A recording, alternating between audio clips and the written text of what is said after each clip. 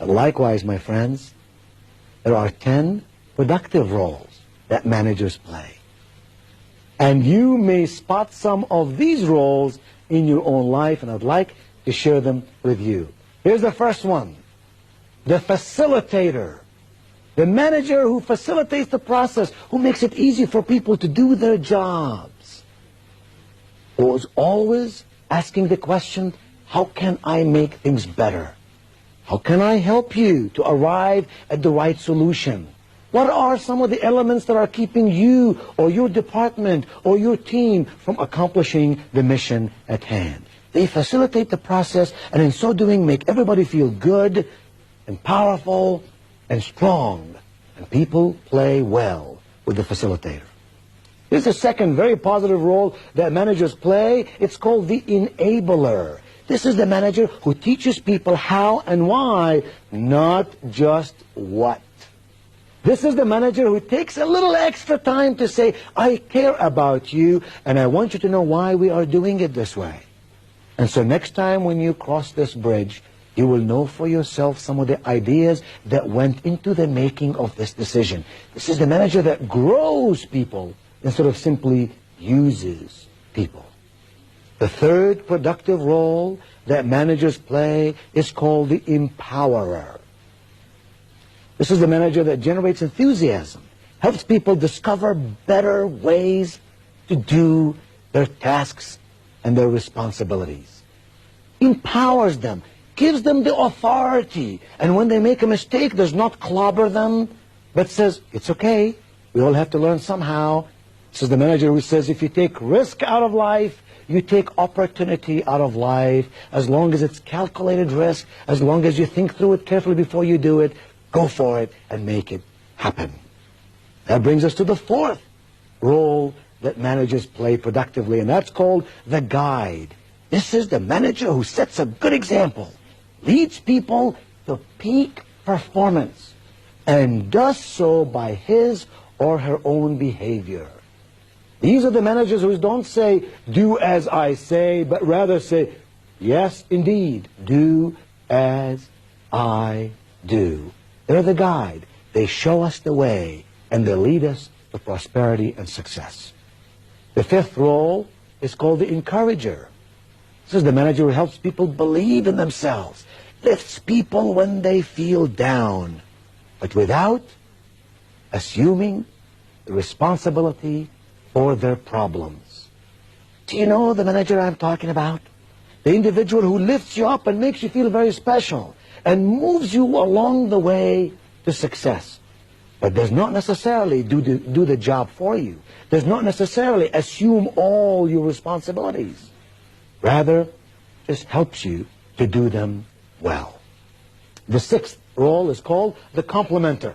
This is the manager who tries to catch people doing something right and then rewards them for it. He always compliments in public and always criticizes in private. I don't mean by compliments that they're empty compliments that have no meaning, because if you give compliments coming and going day in and day out, the person who listens to those compliments is an intelligent human being. If they regard this compliment with any sense of significance, it must be a genuine compliment. It must be a compliment that the person says, I'm glad my boss noticed me doing something right. It makes me feel good that my manager complimented me on this project. Number 7, the peacemaker. This is the manager who works constructively to settle disputes. This is the manager who serves as an advocate to both management and workers. You know what I'm talking about? This is not the manager who simply passes the buck. This is the manager who says, management is here, employees are here. How can I build between those two a partnership for profit?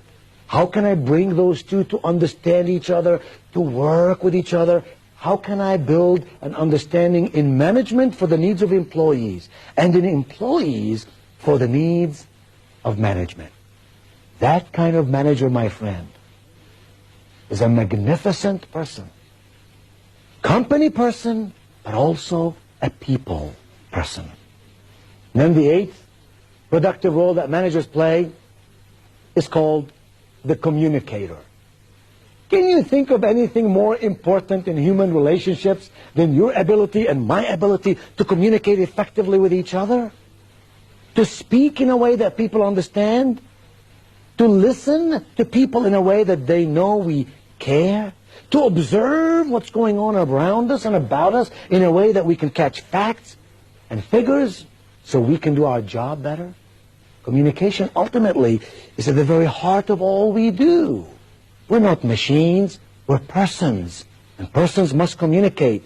The manager who knows how to explain to his or her people what to do and how to do it and why it's important that they do it is a communicator, and we need more and more of those managers. Number 9 is the challenger. This is the manager who shows people their potential without highlighting their failures. This is the manager who rewards people for their progress. Fair? Yes. Accurate? Yes.